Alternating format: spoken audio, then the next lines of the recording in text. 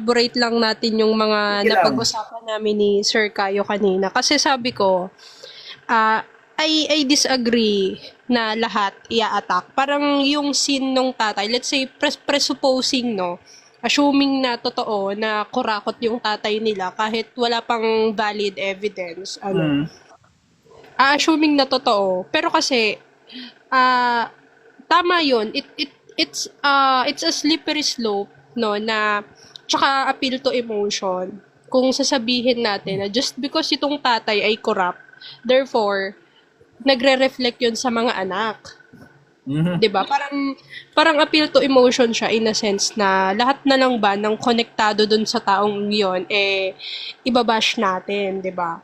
Pero kasi meron akong dilemma, Sir P. Sabi ko naman sa meron tayong mga ideology na magkaiba, pero hindi ako dogmatic sa ideology na yon. That's why I might be wrong and I might be right. So willing ako to be corrected, dito sa Binyan, Laguna, kasi taga Binyan ako. So, yung isa sa mga anak nung mayor na nai-issue, which is, di ko Mhm. na i-mention yung name niya, may video kasi ito, no, na proudly and loudly saying na galing siya sa produkto siya ng nepotismo at produkto siya ng political dynasty na lahat daw ng mga perks na na-experience niya sa buhay niya. Sabi niya, parang, what can I do? Galing yung family ko sa political dynasty. Parang ganun yung sabi niya, yung statement niya. So, medyo Aha. uminit yung ulo ko doon. Tapos, naalala ko kasi, tanda mo Sir PE, yung sunod-sunod yung bagyo, yung, di ba yung Aha. bagyong Emo, tapos may bahain kasi ang Binyan, kasi napapalibutan kami ng ilog, Yeah, yeah. napapalibutan kami ng Laguna Lake. So, Aha. konting-konting ulan, baha agad. Tapos may mga certain area dito sa Binyan na yung baha, tumatagal siya ng 4 months, 5 months, and pinakamalala 6 months. Ang problema, yung daan papunta sa public market namin, which is dito sa Laguna, isa ang Binyan sa may pinakamalaking public market, pinasara yon. Ang reason, birthday niya. Birthday. Oo, yun yung problema ko. Sabi ko, agree ako, sabi ko Sir Kayo, kay Sir Kayo kanina, agree ako kay Sir PE na hindi lahat parang aatakihin natin. Tsaka, hindi natin dapat i-attack yung Teka lang, sin ng andito si Kayo. Andito si Kayo. Tara, tara, tirahin natin pareho si Kayo. Ayan. Pinapakyat ko si Kayo eh. In-invite ko nga oh. Ayaw niya naman umakyat. Sabi ko nga sa kanya, Sir PE, which is, ang sabi ko, may mga certain disagreements tayo, pero actually na-enlighten ako niya kanina, no? Sabi kasi niya, mali na i-attack yung anak doon sa kasalanan ng tatay. Pero kung i-attack mo yung anak dahil sa sarili niyang ideology, yun yung acceptable, di ba? Yes, yes. Actually, yung nung sinabi mo na alam niya, inamin niya sa sarili niya mismo, lalo na if she's well beyond age na, inamin niya sa sarili niya mismo na galing doon niya sa masama yung pera nila, which is political dynasty, and those actions, inamin niya, then that's going to be a different Yung kasi, yung nireakan kong video, it's literally generalizing, attacking all of the kids ng kung sino mang connected doon sa and yun yung hindi ko gusto. If yung sinabi mo kanina na may umamin na may umamin na ano ba tawag dito? May umamin na isang politiko. Well, that's going to be our anak ng politician. That's going to be a different story. O ito si Kayo, tara, tirahin natin. Pinay-stream, paano ka mag-self-reflect? Pakita mo nga sa akin. Ganun. Kaya Sir PE, Sir Kayo, siya lang talaga yung ina-attack ko, yung anak ng mayor. Sinasabi ko na napaka-empathetic mo, parang buisit ka. Alam mo yung parang binahana yung lugar mo, tapos pinasara mo because of your, freaking birthday, di ba? That's going to be a different. Ang pinakaayaw ko din kasi talaga, like for example, yung mga birthday na yan, ginagawa yan ng mga kahit ng ordinaryong Pilipino, yung Totoo. papasara ng Basta kalsada. mayaman. Oo. Ay, Hindi, sorry kahit pero mahirap. ginagawa Kahit rin mahirap. namin yan dati. Pero hindi nga kami mayaman. Ginagawa namin yan eh.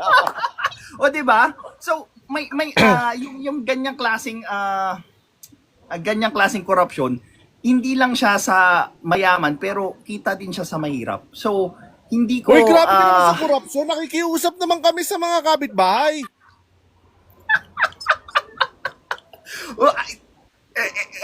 Hindi ko alam kung hanggang Kasi bisita rin naman yung kapitbahay eh. Grabe ka naman. hindi ko alam kung hindi ko alam kung ano yung silver lining doon. Pero kasi pag lalo na siguro pag major roads 'yon, hindi lang yung road Hindi, street road lang naman. Street road lang naman. O yun. Pwede, matatanggap. Pero kung daanan ng mga sasakyan yun, mabibwisit ka. Ano kasi yun, Sir PE? Daan siya papuntang, ano man tawag dito? Daan siya papuntang public market, which is na dadaanan kasi nun yung bahay nila. So, maingay talaga yung street na yun, plus napapalibutan siya ng mall, ng school, no? So, very busy yung ano na yun. So, parang hindi ko nagigets, bakit kailangan ipasara? Because of your birthday. Hindi yun ang reason kung bakit pinapasara. Ang reason doon, because I can. That's a good suggestion. Yung ganong klaseng mindset kasi, masarap sa pakiramdam yun. In a way na ano yun, na Papasok pa rin yung why not, di ba? Oo, nabe-verify yung pakiramdam mo na pucha gusto ko lang patukan. Bakit ba? Kaya ko eh. Ganon yung feeling ng mga taong may ganong mindset. They do things kahit na nakakaabala sa ibang tao or it's not proper anymore because I can. And it feels good. Hindi nila aaminin yun, but it feels good. Sir PE, dumaan sa akin yung video mo about red tagging. So, may background kasi ako ng pagiging aktivista. Mukha nga. Ay, sorry. Yan yung wina-warning ko sa'yo. Parang awa mo na ayaw kitang mabalitaan sa news one day. Ayun nga. May background kasi ako ng pagiging ganyan. Actually, parang ngayon kasi sarado na yung Menjola eh. Pero nung time na bukas yan, talagang bilad kami sa initan. Naalala ko one time, kasi napaisip ako dun sa video mo na yun about red tagging. Kasi isa ako sa mga na-red tag.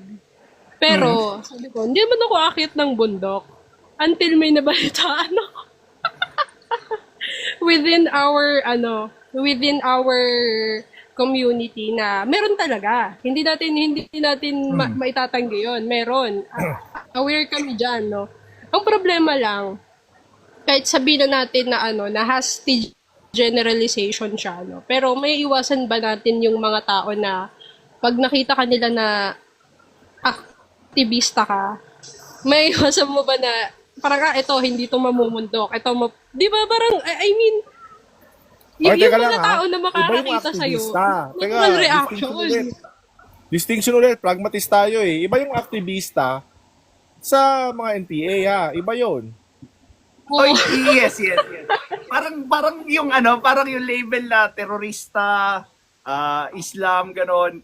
But very very slippery slope nga kasi karamihan, 'di ba? Karamihan na nagaganon kasi kaya very very slippery slope. Siguro ang magandang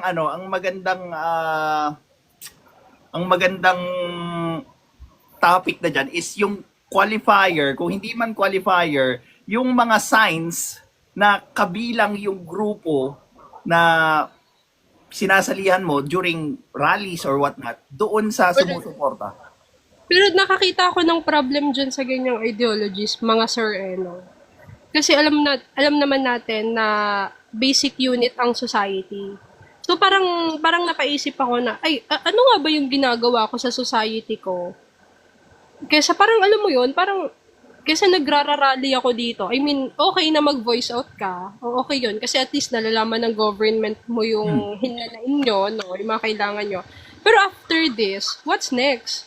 May ginagawa tayo. Actually, yung pag-rally na yan, parang si Gabe yan, Gabe on field. Eto kaya nabibwisit sa akin yung tao. Tingnan nyo, hindi ako yan Hindi ako yan. Hindi talaga naman eh. Parang si Gabe yun, nilagay mo lang sa kalsada.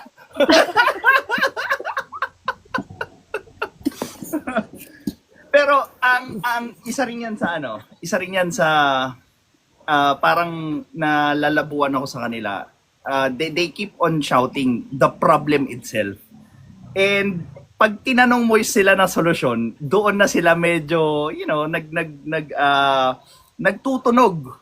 Yung ay, may hinta ko kung anong grupo to. yung kung paano nila susolusyonan yung problema sinasabi nila. Pag sinabi nila na hindi solusyon yung election ganito, medyo yung yung alarm ko nagting ting ting gumagano na. Buisit sir kayo ang flow ko doon. Oo nga, no? Parang call out Diba? lang din. Napaisip ka rin, no? Gabe on field. Grabe. Tsaka ano yung mga vlogger OJT? joke lang. Garo JT. Tsaka yung nila, pamigay din para sa akin yung mga pinaglalaban. Like for example, presyo ibaba, sweldo itaas. So pag pinag-isipan mo yon in terms of economics, putya, napaka-imposibleng gawin yon. Ibababa mo yung presyo tapos itataas mo yung sahod. Hindi siya hindi siya feasible. Hindi siya feasible. That's correct kasi meron kaming subject niyan sa economics sir kasi ako ay accountancy nakikita ko din yung problema na kino-call out natin itong mga mga problem na ito without addressing the actual problem. Yes, Parang yes, hindi yes. kasi siya pwedeng solusyonan lang ng biglaan yung yung Yes.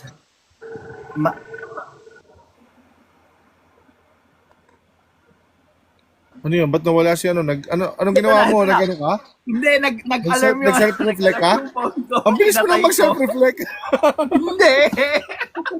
Nag-alarm yung tablet ko. Pinatay ko. Nawala ako. Hindi, sa economics daw. Economics, favorite subject ko yan eh. Lagi ako nakipag-debate sa prof ko dyan.